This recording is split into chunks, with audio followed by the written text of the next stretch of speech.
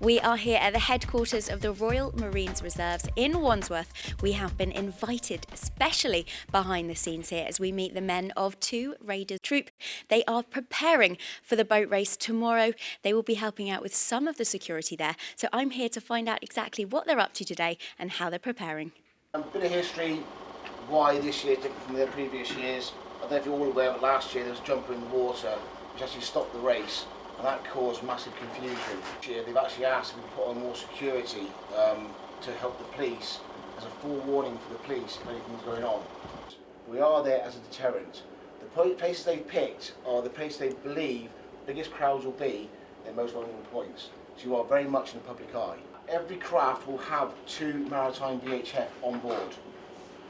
One of the maritime VHF radios will be on a net to be able to talk to the police, not to be used by us as a trap net. What's going to happen today then? Completion of brief, go off and get the wagon packed.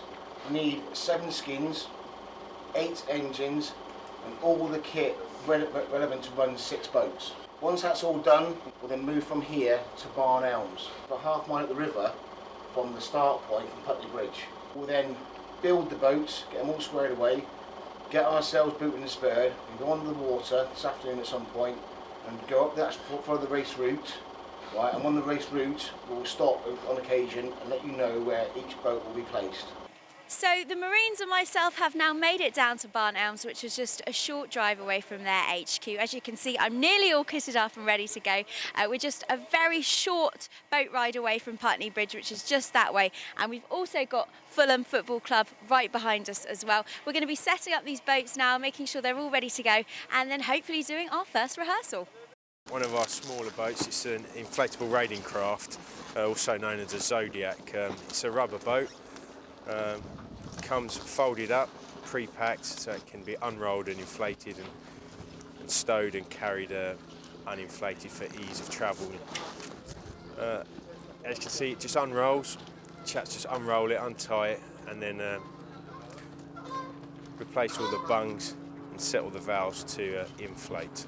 The craft also comes with foot pumps, but for ease of today we're using a vacuum to inflate the boat. Normally takes around 2.5 to 3 minutes to inflate the boat. These boats are mainly used for riverine operations and covert beach insertion. They're very quiet, very tight to the water, so they're hard to spot, especially at night. Downside is they're made of rubber and they don't tend to be very bulletproof. Just for a bit of speed and extra purpose, the guys have got the foot pumps out just to top it up.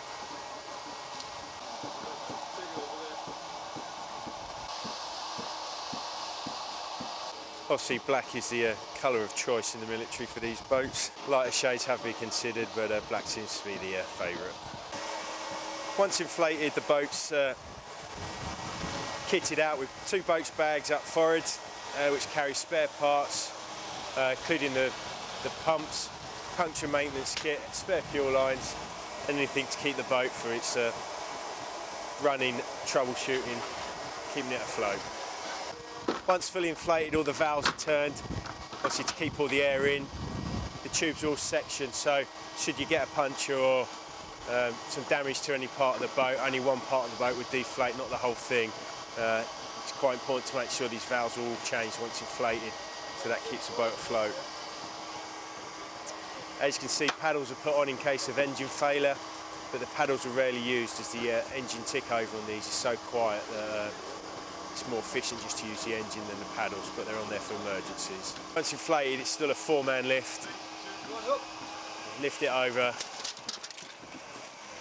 pop the engine on.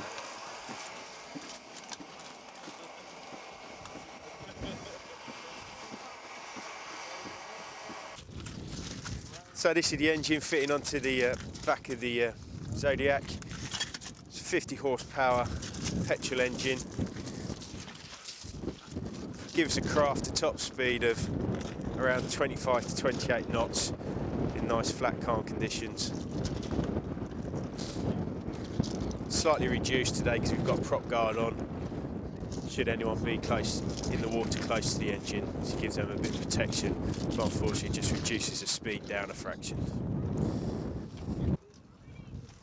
Engine just clips on with 2 screw nuts. and a little wire strop, and that's it, all attached. All they need to do now is the fuel bags go in, is then connect it up to the engine, and once the engine's in the water, flash it up, and away they go. So we're all suited and booted, got my life jacket on ready to go just in case the very worst did happen, but I'm hoping these guys are not going to let that happen, right? Pete, tell us a little bit more about this rehearsal. What's going on? What exactly are we doing? The plan is for us to go up the river and look at the vulnerable points where it's expected there could be an issue, and where we're going to place our teams along the river. We've got 6 spots we're going to look at, and the plan is to go and check them out, see where we can moor up.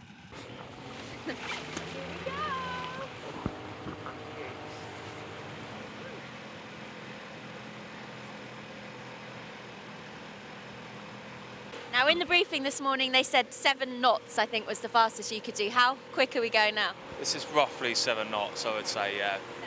It's not an exact science. We want to go faster! Now I'm going to get in trouble. It'll be me that gets in trouble, not you.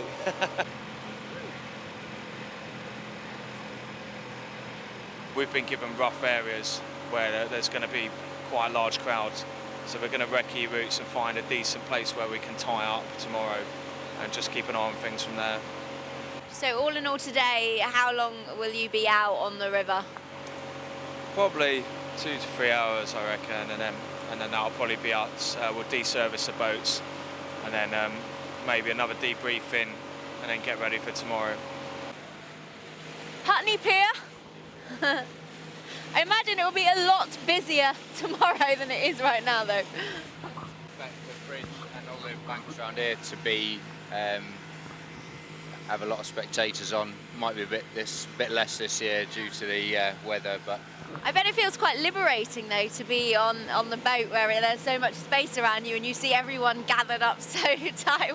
definitely. A bit like when the Jubilee was on. Yeah, and I wasn't around for the Jubilee, but I did the Olympics in the summer, and it's quite a different view on the city to be buzzing up and down on small craft.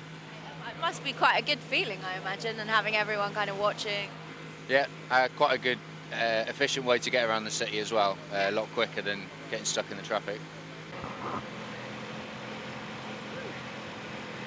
The flotilla that follows the race that will create the massive wake that will wash up the banks and get all these cars and spectators wet who didn't believe us when we told them to step back from the water's edge.